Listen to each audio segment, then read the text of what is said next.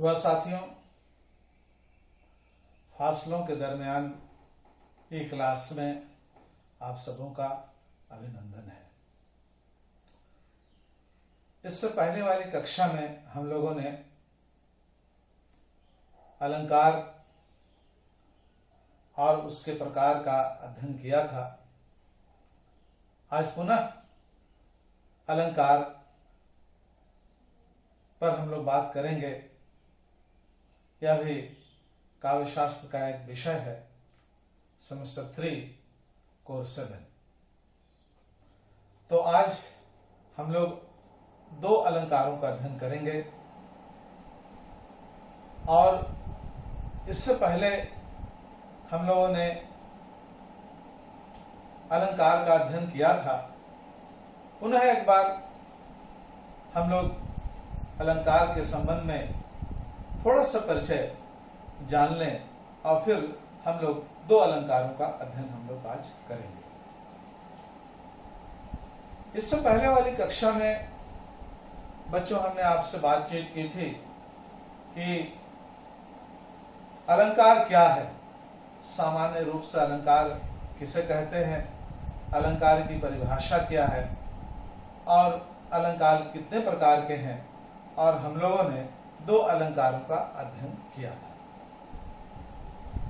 आज फिर एक बार उन बातों को याद करते हुए हम लोग अलंकार भाग 2 में आते हैं। अलंकार का मूल है अलम। अलम का अर्थ है भूषण, यानी गहना जेवर।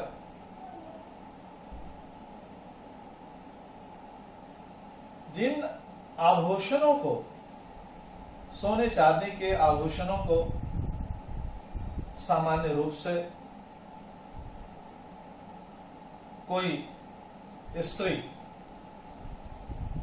या कोई नारी या कोई युवती अपने शरीर पर धारण कर लेती है तो उसके शरीर की शोभा बढ़ जाती है। हमने यह भी कहा था बिहारी लाल की शब्दावली में कि एक बिंदी के माथे पर लगाने पर उसके सौंदर्य में 100 गुना वृद्धि हो जाती है।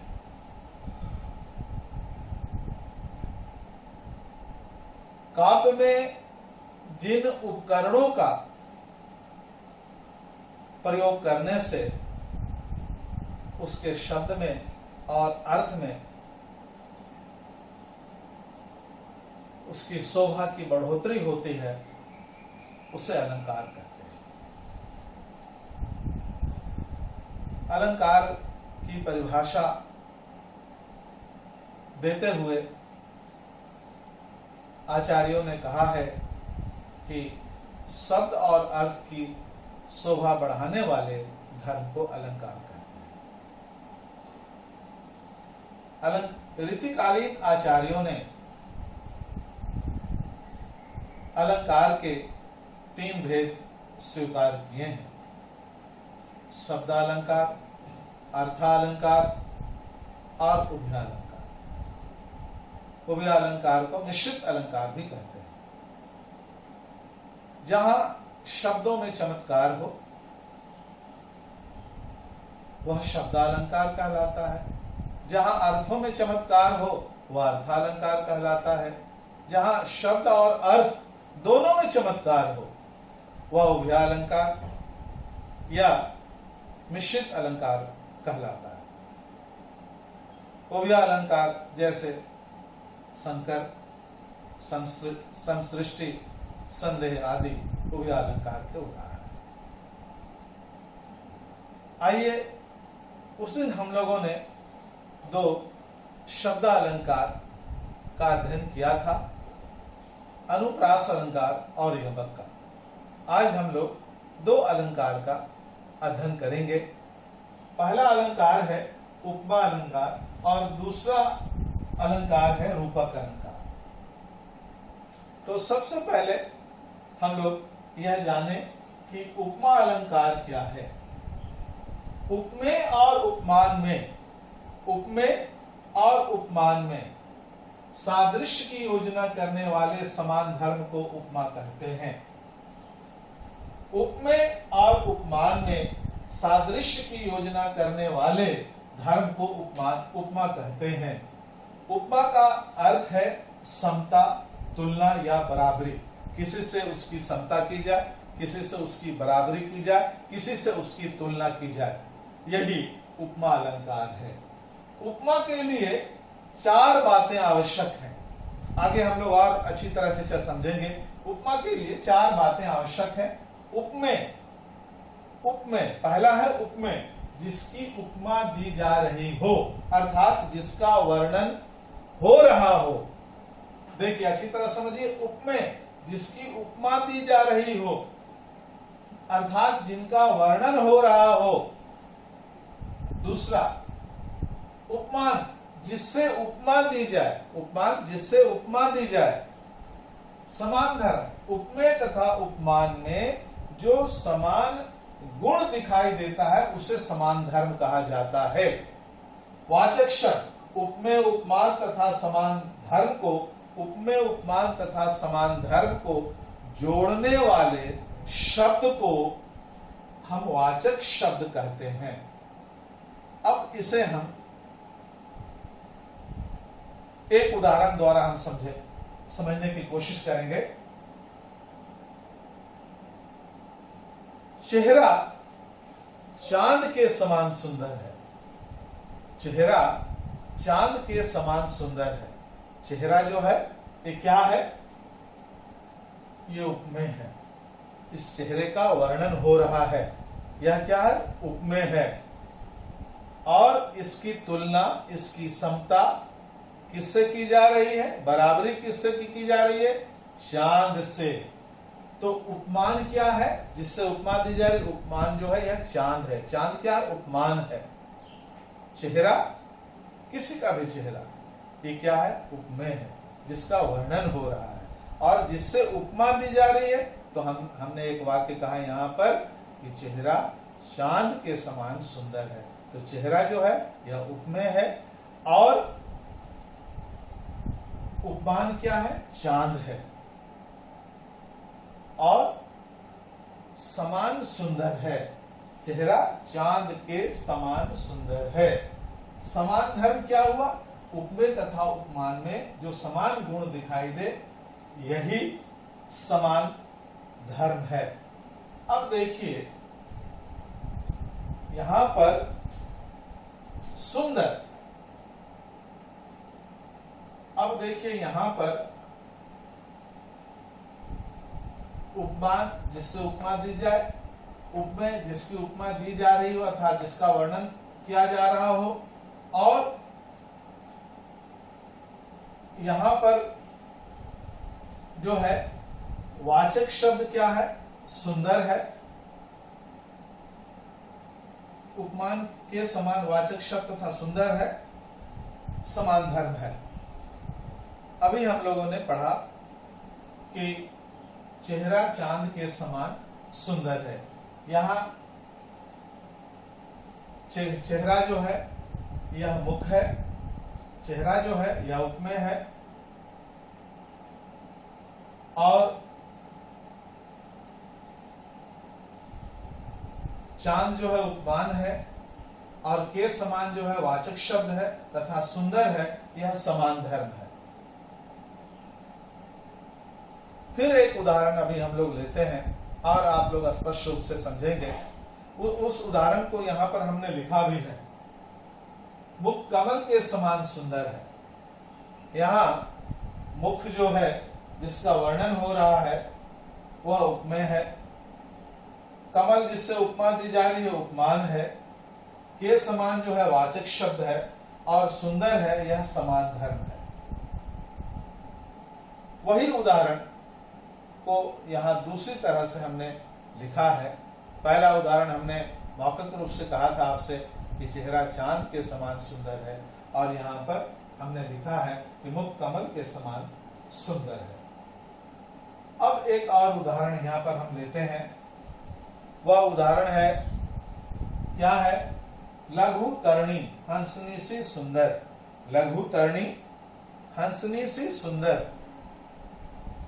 लघु तरणी हंसनी सी सुंदर, तिर रही खोल पालों के पर। लघु तरणी यानी कि छोटी नाव, हंसनी सी सुंदर, हंस के समान सुंदर, तिर रही थी खोल पालों के पर। जिस तरह हंस या हंसनी अपने परों को खोल करके उड़ान भरती है, आगे बढ़ती है हंसनी, उसी तरह छोटी नाव अपने पालों को, पालों मतलब कि डैनों के समान अपने पालों को खोल करके नदी में या तालाब में या झील में या समंदर में आगे बढ़ रही थी।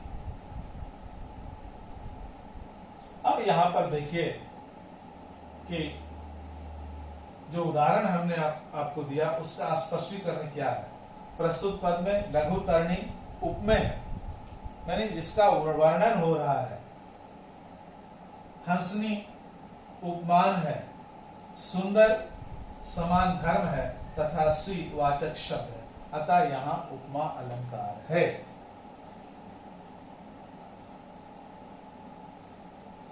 इसके बाद जो दूसरा अलंकार है वह है रूपक अलंकार। यहां पर देखिए, यहां पर भी उपमेय और उपमान का प्रयोग है, लेकिन यह बिल्कुल इससे भिन्न है। रूपक अलंकार, उपमेय में उपमान का इसका लक्षण क्या है, इसकी परिभाषा क्या है? उपमेय में उपमान का निषेध रहित आरोप रूपक अलंकार है। उपमेय में उपमान का निषेध रहित आरोप रूपक अलंकार है। अब यहां पर देखिए, आरोप का अर्थ है एक वस्तु के समान दूसरी वस्तु को इस प्रकार रखना कि दोनों अभिन्न मालूम पड़े, एक मालूम पड़े, दोनों का अंतर दिखाई ना पड़े, दोनों में कोई फर्क ना दिखाई पड़े। दो चीजों को इस तरह से रखना कि दोनों में कोई अंतर दिखाई ना पड़े, दोनों एक लगे, यही है निषेध रहित आरोप। अब देखिए उदाहरण, मुख चंद्र है। मुख चंद्र है यानी चेहरा जो है यह चांद है। मुख चंद्र है, चेहरा चांद है। अब इसका स्पष्टीकरण क्या होगा? यहां मुख में चंद्र का आरोप है, यहां मुख में चंद्र का आरोप है, अर्थात दोनों के भेद या पार्थक को मिटाकर दोनों की अभिन्नता का वर्णन किया गया है, यानी दोनों को एक कर दिया गया है। कहने का तात्पर्य यह है कि मुख और चंद्र एक ही है। कहने का तात्पर्य यह है कि मुख और चंद्र में कोई पार्थक्य नहीं है, कोई भिन्नता नहीं है, दोनों एक ही है। मुख चंद्र है यानी कि मुख ही चांद है, दोनों में कोई भिन्नता नहीं है। यही निषेध रहित आरोप है। इसी निषेध रहित आरोप को हम लोग रूपक अलंकार कहते हैं। इसके तीन भेद हैं, निरंग रूपक, सांग रूपक और परस्परित रूपक। निरंग रूपक, सांग रूपक और परस्परित रूपक। तो बच्चों, इन दो अर्थालंकारों का अभी हम लोगों ने अध्ययन किया। कुछ बातें आपको समझ में आई होंगी, आपने सुना। आज की कक्षा में अलंकार भाग 2 पर हम लोगों ने बातचीत की। दो अलंकारों का अध्ययन हम लोगों ने किया, एक उपमा अलंकार और दूसरा रूपक अलंकार। आप सब स्वस्थ होंगे, सानंद होंगे। आशा और इसी आशा और विश्वास के साथ आज की कक्षा यहीं समाप्त होती है। बच्चों बहुत बहुत धन्यवाद।